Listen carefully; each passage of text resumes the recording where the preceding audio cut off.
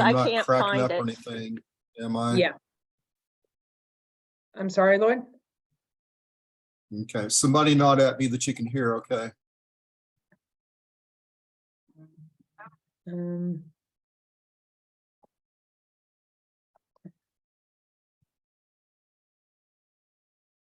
Hold on, I muted you, Lloyd, on accident.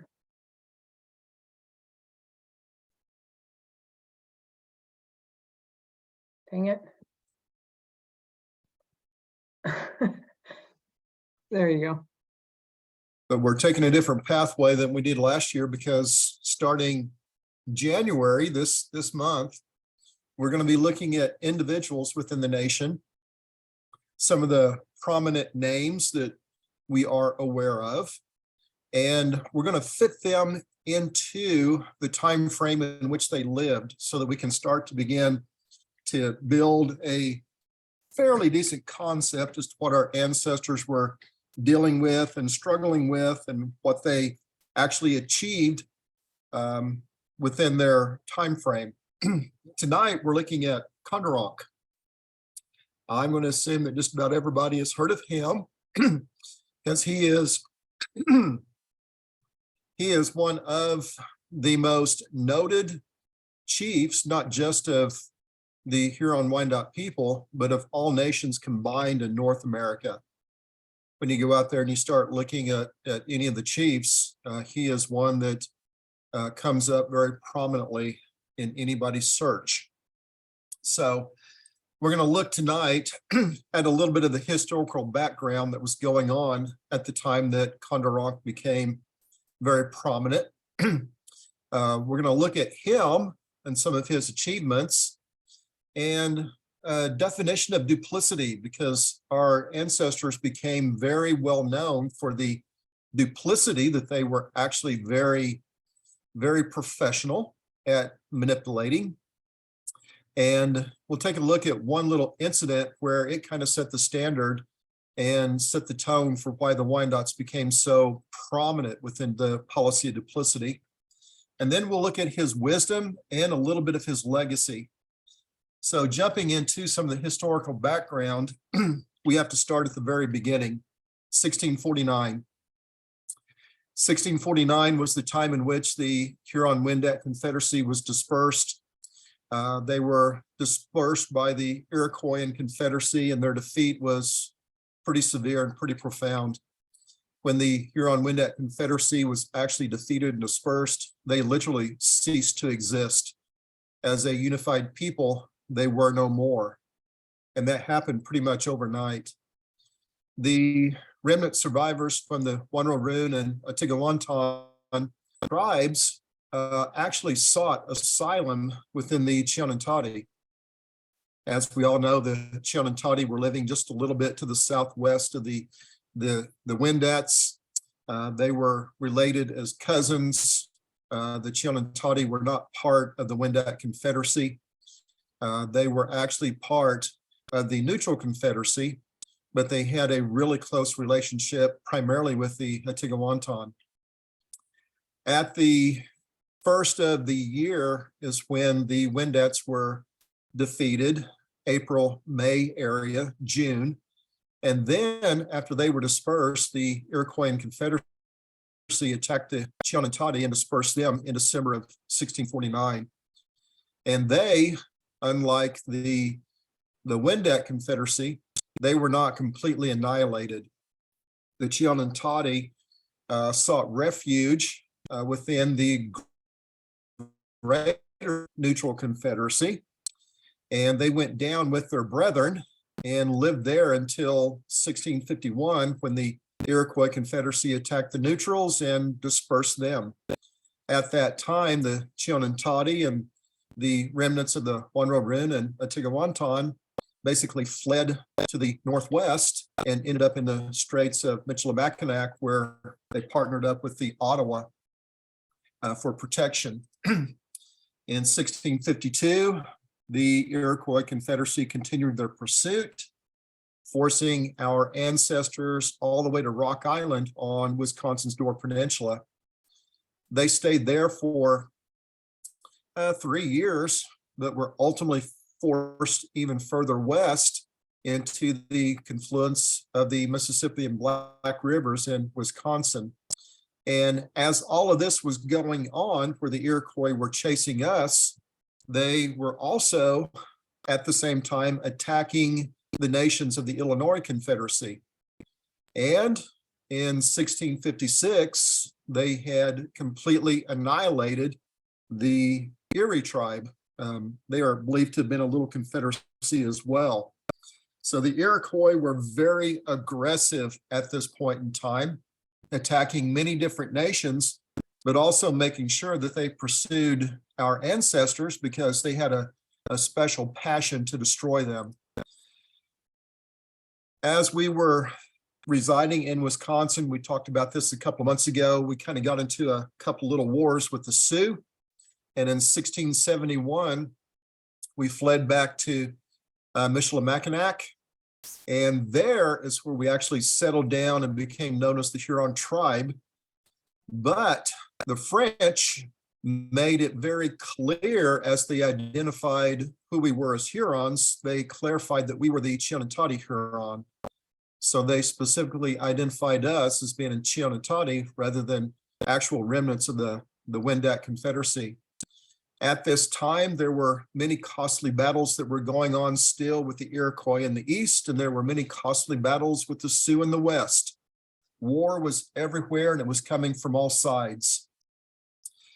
The differences between the many different tribes that had settled in the area of Michilimackinac was pretty diverse. Many of them were friends, many of them were enemies, many of them just kept consistently fighting not only the Iroquois, but among themselves. Old enemies were hard to set aside for the sake of fighting a common enemy. The relations that were there eventually got to the point where the ancestors began to look around and they noticed that there were some other Iroquoian Huron people that were living down in the Illinois Confederacy. How they got there, nobody really knows. We'll talk about maybe a little bit more of that in a second. But our ancestors began to look around and they began to see that there were others with common interests. And because some of the ancestors were living among the Illinois, that is one of the reasons why we never did attack the Illinois Confederacy, because some of our people were living among them. In 1675, the Susquehannock were completely destroyed and annihilated by the Iroquois. And at the same time, in 1675, the Iroquois Confederacy began to focus all their military might on the Miami and Illinois tribes. So again, war is everywhere. And a little map there shows some of our wanderings from here to there. When you get the slides, you can look at it closer. Plus, that's straight out of my book. This quote too, Michilimackinac quickly became a hornet's nest and lion's lair, but no, it became a den of foxes. It was home of the Huron tribe. It was at Michilimackinac that all the various tribes came to plot and align against the Iroquois. It was also at Michilimackinac that they brought their prisoners to display or trade and get drunk. The dangers at Michilimackinac were obvious and severe. The conditions were surreal, and the stew of Indians mixed with a sprinkling of French and English became quite volatile.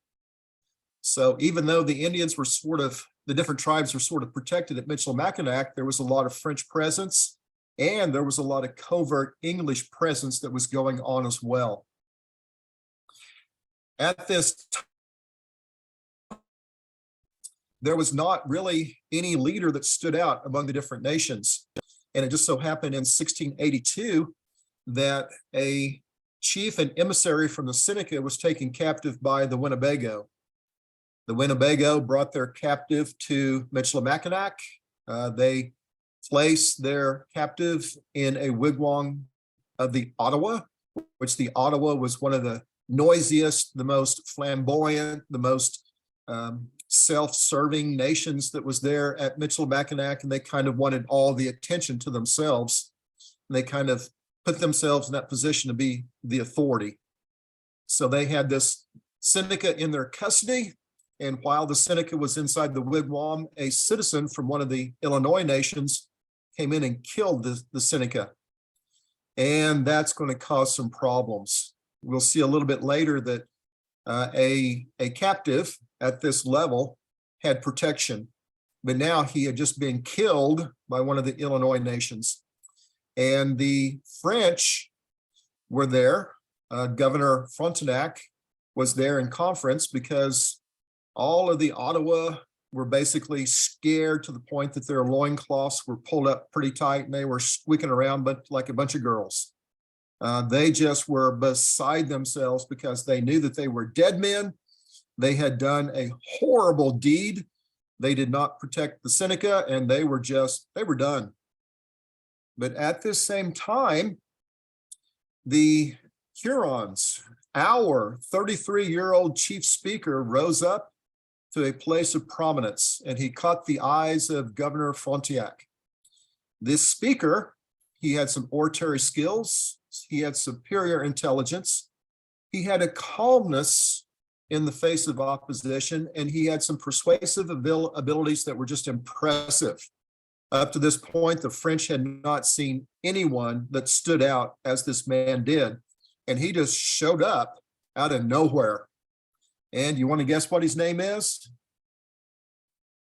The rat. The rat is the muskrat. The rat, as the name for Kondiaronk, was a name of great honor because the muskrat was representing the muskrat from the oral traditions of creation. The other names that he was known by are shown here. Obviously, the most predominant one is Kondiaronk and the rat, but also Adario shows up pretty frequently in the historical record.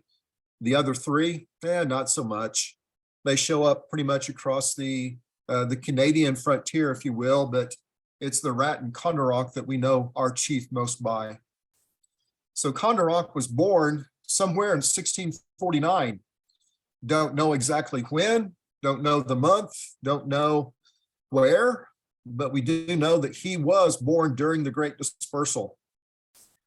He was Wyandotte. That is clearly identified by himself as well as the French. We don't know his clan, but if you look at the personality of Kondiaronk, it would not be a bad guess to say that he was most likely a wolf. He has the personality of a wolf. He's got the cunning, the diplomacy, that of a diplomat that was exemplified by the wolf people at that time. Kondiaronk has been considered and is one, if not the greatest American Indian chiefs to ever live on the Great Island. And he had a short life. He lived only about 51 years. He died on August 2nd, 1701 in Montreal. Does anyone know what the causing agent of his death was? Does anybody remember? He contracts Influenza. Influenza. Kondiaronk died of influenza. There was a severe epidemic that was going on in the area of Montreal, and influenza is what took his life. This is a nice little quote about Kondiaronk. I won't take the time to read it. When you get the slides from Kim, you can take the time to read it there and dig a little bit deeper into what Sherlock's had to say about him. There's quite a bit that he had to say. Moving on quickly. A definition of duplicity. From 1682 to 87, Kondiaronk, he continued to solidify his influence within the as well as the other Indian tribes and the French. Kondiaronk was never considered the Sarasetse of the tribe. When you do some research on him, you see that a lot of people place him as being Sarasetse, but he was not and could not have been.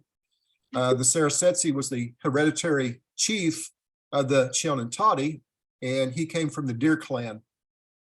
So the chances of Sarasetse ever residing within that high position within the tribe was something that he could never achieve because of his hereditary.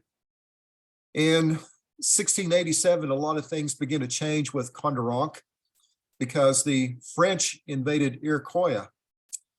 Governor Denonville at that time pledged to Kondiaronk, if Kondiaronk would support his effort, that he would make it his life's goal to completely destroy the Iroquois to the point that they could no longer be able to wage war against any of the other nations. And that was important to Kondiaronk because Kondiaronk was opposed to any form of peace with the Iroquois. For he knew that only the continuation of the war would preserve his people. The only way that Kondiaronk was going to win was through war. It was through war that peace would be achieved. He knew that, and he was an adamant enemy of the Iroquois people, primarily the Iroquois people of the Haudenosaunee Confederacy. In 1688, Kondiaronk decided to take his warriors to war. So he gathered about 100 of our warriors, and he went out to the east looking for primarily the Seneca. What he did was he went out, he did a couple of excursions, he raided a few villages, killed a few people, then he decided to take a little bit of a break, and he went to Fort Frontenac, which was the big fort at the confluence of the river there on the eastern side of the Lake Erie. And while he was at the fort, he learned that the French were making some efforts against his knowledge to find peace with the Iroquois Confederacy, which he had been told by the governor that that would never happen. When Kondiaronk found out about this, needless to say, he was ticked. He was very upset. You can just see that little Wyandotte rage get in his eyes, and he was ready for whatever he had to do. But he held his peace. He held his tongue. He didn't rage out and do anything rash or foolish. He just continued to listen and keep his ears open. And it was then that he found out that an Onondaga peace delegation was on their way to the fort. So he just casually left the fort like it was just another day in paradise, going back to Michilimackinac, returned home as though nothing was wrong. But instead, he headed in the direction of where he knew the delegation was most likely to be coming from. Within a week's time, sure enough, the Onondaga delegation showed up, and he killed two of their three chiefs, one of the three chiefs, sorry. And he wounded and captured all of the other delegation except for one of their warriors. Only one warrior escaped. Kondiaronk basically went to the Onondaga and said, "Hey, I'm here because the French sent me to kill you." And the Onondaga said, "Well, we're here on peace." And Kondiaronk played it up and made it look like he was duped and deceived by the French, and he made a mistake, and he was so sorry. He didn't know that the Onondaga were coming, and he was just beside himself. Horrible mistake to attack the Onondaga at the French request. And the Onondaga were infuriated, not at Kondiaronk, but at the French, because they felt that they had been betrayed. Basically, Kondiaronk put himself at the mercy of the Onondaga and said, "Do with me what you want." And they said, "Oh no, it's not your fault. It's the French." So Kondiaronk took one of the Onondaga with him back to Michilimackinac to replace one of the Huron warriors that was killed. The Onondaga returned home, and Kondiaronk just basically went, "Hey guys, you be sure and tell the others what the French did. You tell the Seneca, the Mohawk, the Oneida, the French aren't your friends, or the English, the French aren't your friends because they betrayed you." So the Onondaga went back and relayed the message, and Kondiaronk took his captive back to Michilimackinac and gave that captive to the French as a gift. The French promptly killed that captive. And that was bad, because the Iroquois captive was a gift. He was a prisoner that could not have been killed because he was a high-ranking prisoner. He was something that was protected within tradition of the other nations. There was another Iroquois captive there that watched the execution, and Kondiaronk pulled him forward and said, "You go back to your people and tell them of the French cruelty of breaking tradition, of breaking our tradition." So the captive went back. The Onondaga warrior that had escaped miraculously found his way back to Fort Frontenac. He told the French what happened. The French didn't defend themselves. They said, our bad. They didn't redeem themselves from the conspiracy that Kondiaronk had played out. So that one individual went back and told everybody that, yep, the French are bad. They actually created the conspiracy and they were going to kill us, and Kondiaronk was right. And because of that duplicity that Kondiaronk played, he resulted in absolute total success in making sure that the French and the Iroquois were always at war. And because of that duplicity that Kondiaronk was able to so successfully play out, on August 5th, 1689, the massacre of Lachine was wrought by the Iroquois warriors. About 1,500 of them killed 24 Frenchmen, men, women, and children, took 90 hostages, and they razed the French village, completely burned it down.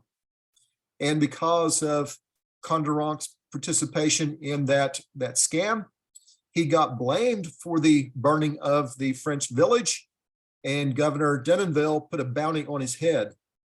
He was supposed to be captured and killed on sight, but fortunately, Governor Denonville was replaced when Governor Frontenac came back from France, and that bounty was lifted. And then Kondiaronk began to ascend to a high level of appreciation. In 1689, Kondiaronk, again playing the role of a duplicity expert, was caught plotting with the Iroquois for the destruction of his Ottawa neighbors. And if you can remember from our conversation last month, the Wyandotte, Huron-Wyandotte, and the Ottawa had a love-hate relationship. It was so bad at this particular point in time that Kondiaronk was willing to side with his most bitter enemies in order to take out some of these people that were just an annoyance. They were a bunch of whiners. They just kept griping. They just kept nipping all over him. He was fed up to it. Plus, we'll talk next month about a little incident that happened with the Ottawa that made it a personal, very personal thing that Kondiaronk was trying to do to eliminate the Ottawa people. So in 1697, one of the last battles of the French and Indian War was the Battle of Lake Erie. And through this battle, it elevated Kondiaronk to a point where in history, not only among the other nations at the time and the French, but throughout history, this battle on Lake Erie, which had never happened before, resulted in the solidification of his persona. 55 Iroquois warriors were utterly destroyed in the Battle of Canoes. And for a long time, that was believed to have been kind of a fictional story, but it has been proven that that is true. Kondiaronk actually had one of the first naval battles on any of the Great Lakes, where he totally destroyed the Iroquois warriors and their canoes. In 1697, hostilities in Europe between France and India and England ceased. And as a result, the English began to pull their support from the Iroquois Confederacy in North America. And Kondiaronk, because of everything that he did, to actually help promote the Great Peace of Montreal in 1701.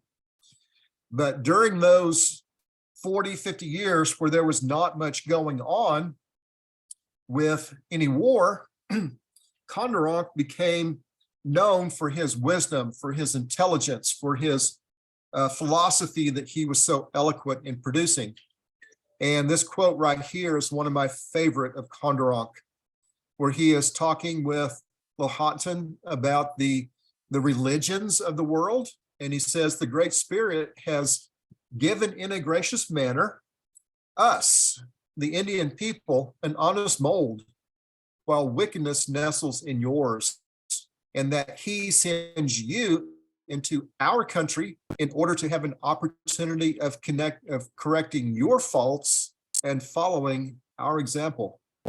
And when you think about that, that's a pretty potent thought that Kondiaronk had, where he basically elevated the position of all the Indian peoples to that being greater of the Europeans, and the Great Spirit sent them to North America so that they could become like us.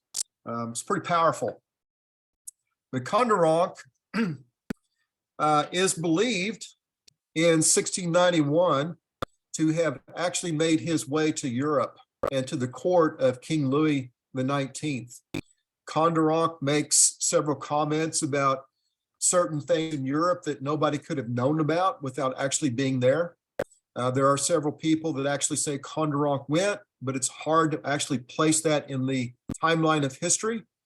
But through circumstantial evidence, it's kind of safe to say that Kondiaronk actually made it to go stand face to face with King Louis the 19th. Throughout much of the mid 1690s, because the fighting was not so prevalent, Kondiaronk became a frequent guest of Governor Frontenac in Montreal and Quebec. While he was there, he participated in debates, conversations within the very popular proto-Enlightenment salons that were popping up in New France, as well as what was being seen in Europe, across all of Europe. Kondiaronk, under the fictitious name of Adario, was recorded by Baron de la Hontan in New Voyages to North America as having a conversation that was just phenomenal at a philosophical level that was thought incapable of being conducted by any savage Indian in North America. If you've never read any of that conversation, let me know and I'll get you a copy of it. It's phenomenal stuff to hear him talk. Kondiaronk became famous in Europe for his intelligence and his uncanny wisdom. This is another quote that was taken from Kondiaronk during one of those little discussions in one of the salons. And he is talking directly about the Europeans' culture, their society, and how it is the devil of devils, that being money, that is causing the decay of the society that we saw coming from Europe to North America. Read it over when you get a chance. And this is a new book that I took this from that has not yet been released in print form. It is talking about a lot of other different individuals throughout history that have made some pretty impactful insights into humanity in general with their ideologies and their way of thinking. And this is Kondiaronk with what he had to say about the French society. The ongoing legacy of Kondiaronk is pretty solid today. There actually seems to be a resurgency in his popularity. And when you look at a lot of what took place with the Great Treaty of Peace, Montreal in 1701, obviously across our northern border, the Canadians look at him quite fondly. And when you read this right here, it helps establish him better, why he is so prominent within the history of this continent. His nation, the Huron people, felt the extent of the loss it suffered, and it was the general opinion that no Indian has ever possessed greater merit, a finer mind, more valor, prudence, or discernment in understanding those with whom he had to deal. His measures were all found wise, and he was never without resource. Hence, he always succeeded. Kondiaronk is one of the only chiefs of any North American people that never felt defeat. Everything that he put his mind to do, he achieved. He stood loyal to the French. They stood loyal to him. Among their both bilateral duplicity that they played against each other. But more importantly, Kondiaronk made a stand that he would not let his people ever be defeated by the Iroquoian Confederacy. And through his leadership, he defeated the mighty Iroquoian Confederacy. He is the only chief to have never felt the sting of defeat. And if it had not been for feeling the sting of death, there's no telling what he could have accomplished. And because of his successes, Canada has recognized him with their National Historic Person Award.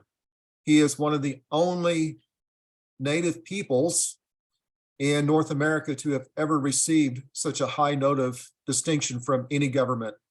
And you can see here with some of the things that I've just taken, quick clippings from across the internet. He's well known. He's known in video games. He's known in books. He's known in movies. He's known in all different avenues. When you do a search for Kondiaronk, don't be surprised what's going to come up. He is one of the greatest chiefs ever. And he is arguably higher in regard than any other nation or any other chief that we have within our nation. And I'll tell you, we got some fine men that have served this nation as chiefs. So, sources, as always, and Yahi, that's all. Any questions about Kondiaronk? And there's some stuff that I've purposefully left out about him in case you've noticed a few things missing, because next month we're going to talk about the Baron. And when we talk about the Baron, we have to also mention a few other things about Kondiaronk because of his relationship with the Baron. So we'll fill in a few of the little gaps that you might have noticed with Kondiaronk next month, and the Baron will take the center stage. But any questions about Kondiaronk tonight? I assume this drawing is his signature that you have on all the slides.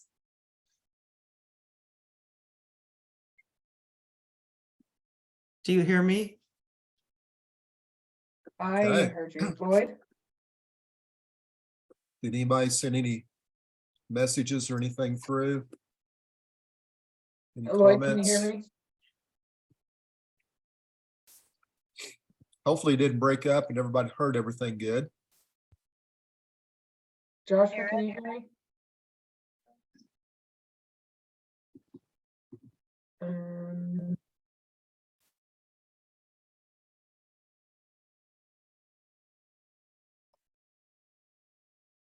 I don't think Lloyd can hear us. Yeah, I can hear. Oh, okay. Melinda had asked that drawing. Is it his signature? The mark right here that you see by his name is his mark. That mark, obviously, if you look at the shape of it, is that of a muskrat. And the interesting story behind the mark there is that mark is his, as was placed on the Treaty of 1701. The problem is Kondiaronk died 2 days before the treaty was signed. So one of his generals, if you will, stepped forward, and being intimately related with Kondiaronk as he was, he knew his mark. So one of his generals, and we don't know exactly who that was, although I have a suspicion that the individual that signed on behalf of Kondiaronk was known as 40 Pence, Quante Sauls. He became the chief that basically stepped into Kondiaronk's position. So I'm going to say that it was 40 Pence that actually signed Kondiaronk's mark on the treaty, so that all the work and effort that he had put into making the treaty a success remained a success.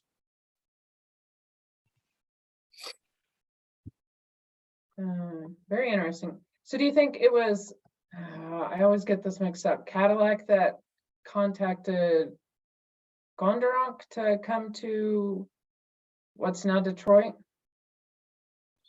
Cadillac was actually in Michilimackinac at the time that Kondiaronk was there.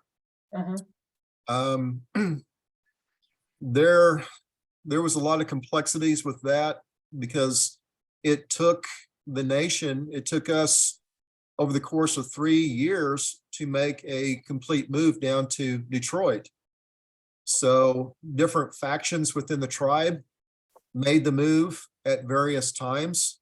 So Kondiaronk did not have enough say at that time to make a forced move. And if you read into the mindset of Kondiaronk, he most likely would have been against making the move to Detroit.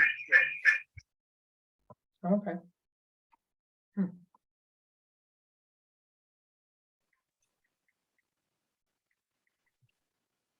Interesting.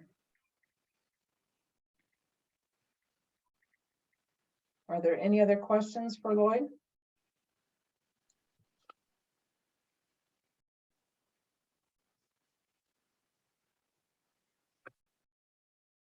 Okay. Not so far. Has anybody I ever? was going to, Oh, go ahead. no, I was gonna switch gears, so go ahead. I was just going to ask and see if anybody's ever heard of the Baron.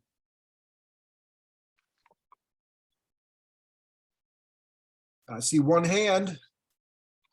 Yeah. In your book, Maddie said. Yeah, true. Yeah. Okay. I just ordered a French children's book that's about Kondiaronk. It hasn't arrived yet, but I'm looking forward to having a chance to read it. And since it's a French children's book, maybe I might be able to read it because it's a little kid's book. So, but he's quite a figure in French history. And I put a link to a YouTube that I saw a couple of months ago that was about the meetings that Kondiaronk and Lahontan had. It's really fascinating. And he, from what I understand about the Baron, is that he was from an aristocratic family that had lost everything. And the only way that he was able to accrue any stature was basically to come to New France. And in the course of that experience, being here with his title, but not any real money per se, he did have these encounters with Kondiaronk. And one of the things that Kondiaronk was attributed saying to him was that because Lahontan kept going on and on to Kondiaronk about the importance of the law and how we're trying to bring laws to you. And Kondiaronk basically said to him, "You think we don't have laws and rules? We already have those." And from what I've seen, and this is where it talked about his trip to France, the laws and the rules are don't apply to the wealthy people. They're just used to impose tyranny on the poor people and make the wealthy people even wealthier. And the Baron actually agreed with him on that point, because that's exactly what had happened to his own family. So when you read that dialogue, it just sucks you into that time and that place and the mindset. Mhm. And it's kind of scary because what we read in that dialogue between Kondiaronk and the Baron is pretty much what's happening today. History is not linear, it's circular. And what we see there is it's happening now.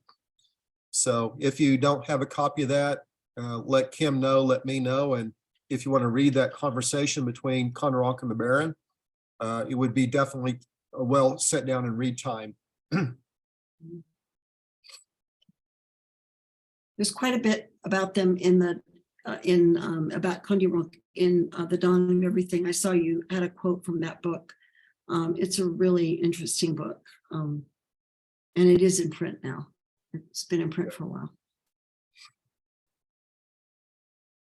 So any more? Let's see another chat there. Okay. I will get a copy of it to Kim and let her distribute it to everybody since she's got all your email addresses and stuff. What I was going to say earlier, that we are, if you may notice a switch in our schedule, like we've switched from 7:30 to 8. We're hoping that it will give Lloyd a little bit more time to get home and actually settle down from work instead of having to jump right into this. And so our people from the West Coast, to kind of give them a little bit more time. Hopefully it's not too much of a hardship for our East Coast people. But also we have switched gears on what we're doing. This year we're focusing, every month we sat down a few weeks ago with the Culture Advisory Board, and we went through and we picked out a person for each month. So we're going to be focusing on people, and it's going to be chronologically. So these first 3 months are going to be like 16 to 1700s. And then in April, we haven't, I think it's the first week of April. Is that what we said? Do you remember, Lloyd? Yeah, I believe we talked about the first Tuesday of the month. Okay.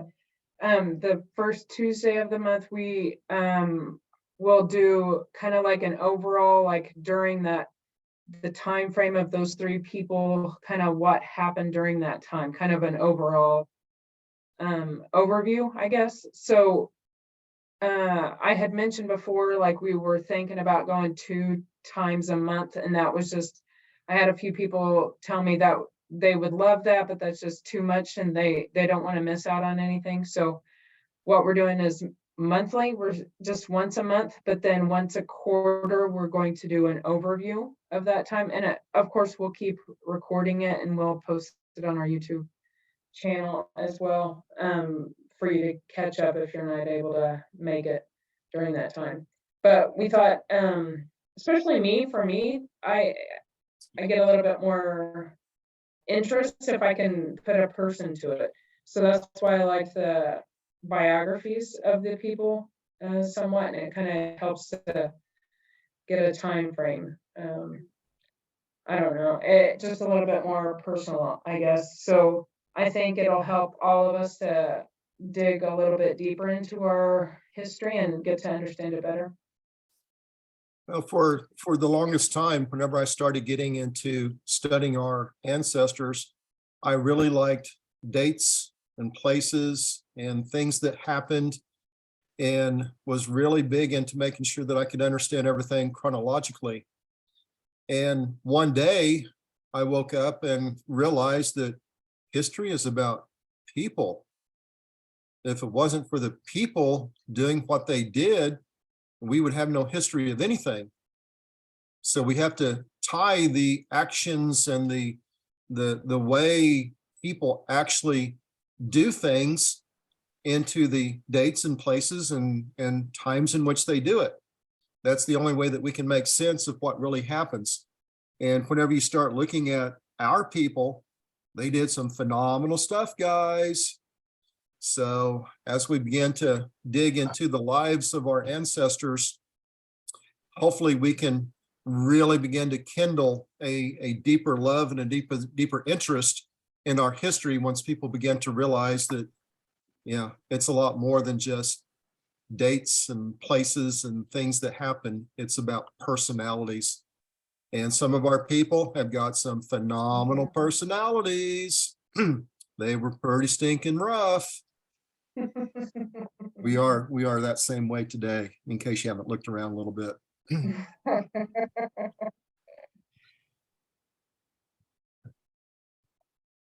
Yeah. So it's Well, nice to I see know a few new faces tonight. I wish everybody could spread the Yeah. word and bring a friend with you next month. Let's double this. This is the best number that we've had in a long time. Just to bring a friend.